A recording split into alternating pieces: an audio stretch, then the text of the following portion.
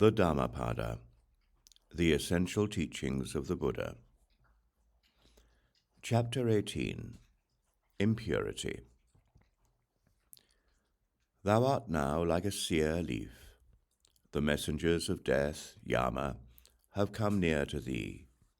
Thou standest at the door of thy departure, and thou hast no provision for thy journey.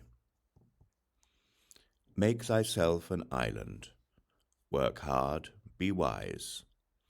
When thy impurities are blown away, and thou art free from guilt, thou wilt enter into the heavenly world of the elect, Arya. Thy life has come to an end.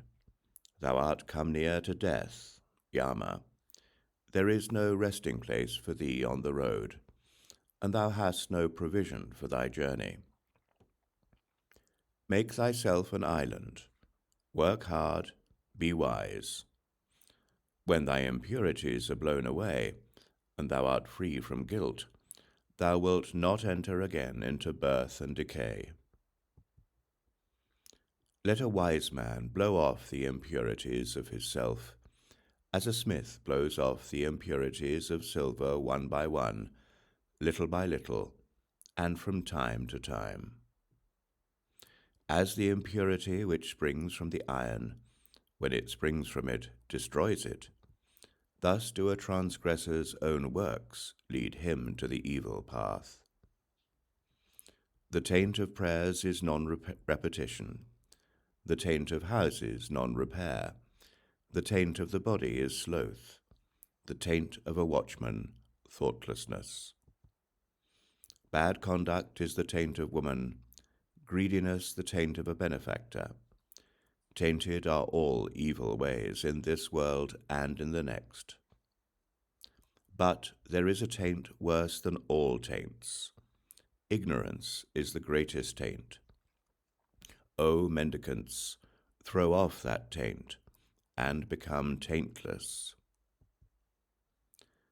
Life is easy to live for a man who is without shame, a crow hero, a mischief maker, an insulting, bold, and wretched fellow. But life is hard to live for a modest man, who always looks for what is pure, who is disinterested, quiet, spotless, and intelligent.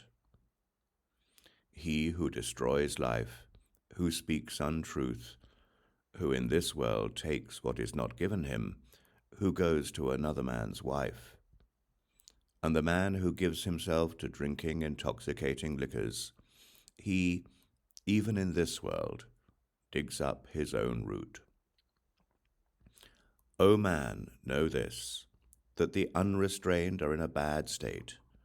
Take care that greediness and vice do not bring thee to grief for a long time. The world gives according to their faith or according to their pleasure. If a man frets about the food and the drink given to others, he will find no rest, either by day or by night. He in whom that feeling is destroyed and taken out with the very root finds rest by day and by night.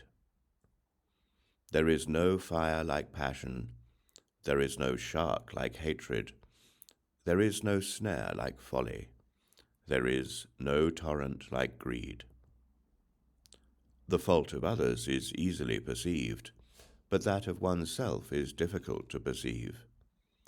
A man winnows his neighbour's faults like chaff, but his own fault he hides, as a cheat hides the bad die from the gambler. If a man looks after the faults of others, and is always inclined to be offended, his own passions will grow, and he is far from the destruction of passions. There is no path through the air.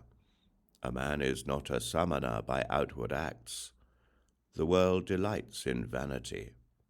The Tathagatas, the Buddhas, are free from vanity. There is no path through the air. A man is not a samana by outward acts. No creatures are eternal, but the awakened, Buddha, are never shaken.